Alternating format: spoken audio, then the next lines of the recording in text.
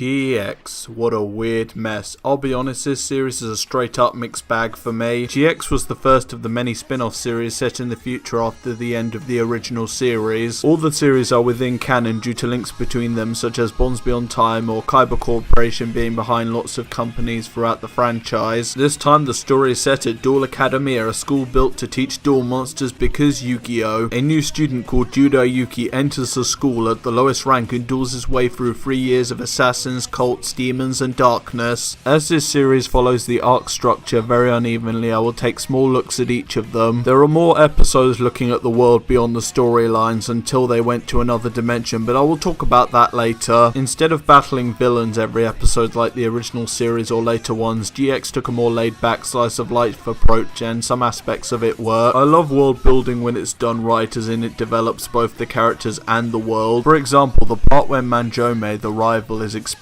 from the academy after being beaten by both Judai and Daichi, only to end up becoming the top duelist at Arctic Academy. He returns to duel Judai, but also has the pressure of his two older brothers who want to use him as a puppet to take over the dueling world or something. Small things like that just add to the world, which was barely in the original series beyond characters like Kyber, and he got an entire arc to give his backstory. This leads to different characters getting different arcs, like Sho and his older brother, or Hayato with his dream to become a card designer, or O'Brien being the coolest character ever. The downside of this method of storytelling is the pacing. The pacing of a show is how fast the story moves throughout the episodes. Sometimes it would be character focused and sometimes it would be about fighting the ultimate evil. Another problem with the show has to be its focus. Due to it having a larger cast than the original, most of the time it feels like the characters are fighting for screen time. So when a character like Asuka Tenjoin is built up as the top female duelist at the school and is defeated by Judai in episode 3, yeah. I'm not a huge fan of Asuka. The difference between her and Aki is that Aki wasn't all talk and no action. She won only a couple of duels but didn't do much later in the series post the Society of Light. Her character was either looking for her brother or having a romance with Judai, which goes nowhere, kind of disappointing in the end. Also, an alternative version of her appeared in Arc 5.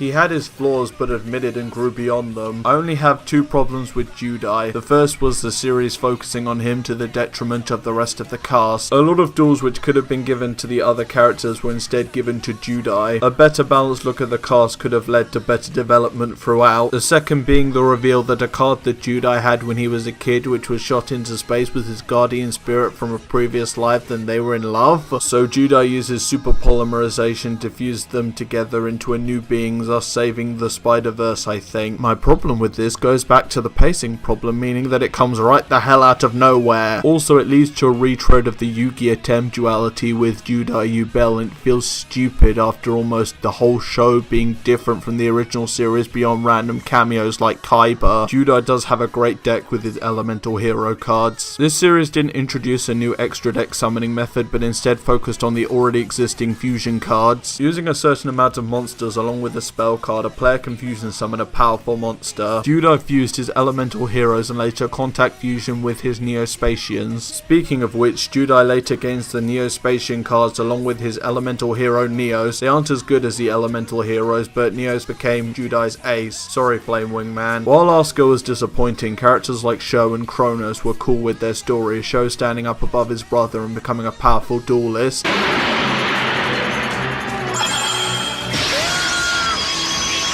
Kronos, however, goes from being an uptight teacher to a caring dude who protects his students.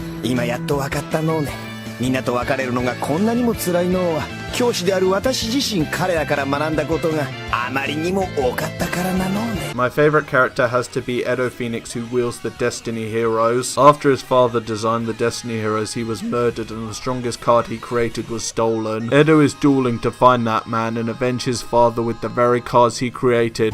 表の世界で奴を裁けぬのなら僕が D ヒーローたちの力を使い Personally,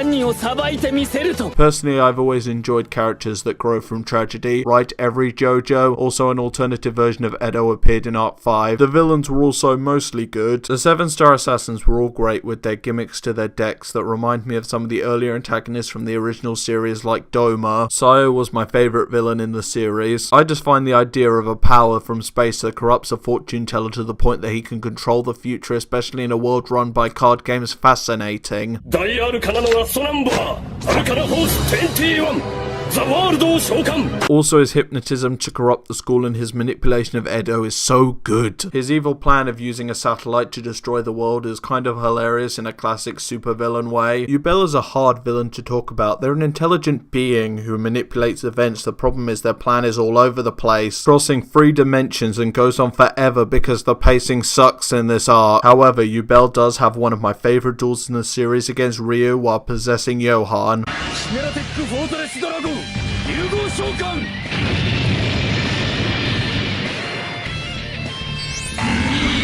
Then there is the final villain, known as Darkness. Having possessed Asuka's brother Fubuki, this entity wanted to wipe the earth clear in order to end the suffering of humanity, though of course Judai duels him to save the world. I have thrown some crap at this series, so I will talk about my favourite scene. The music was mostly okay, though the best track from the soundtrack is known as Sad Duel. It's Judai's theme after becoming the evil entity known as the King. He gets better. However, when dueling Darkness, Judai discards the card he received from Yugi, Wing Karibo, in order to activate super polymerization, using Neos and Yubel together to create Neos Wise Man. The acting and editing in this scene, especially with the music, is some of the best in the series. It perfectly gets across that Judai is back and not falling to darkness.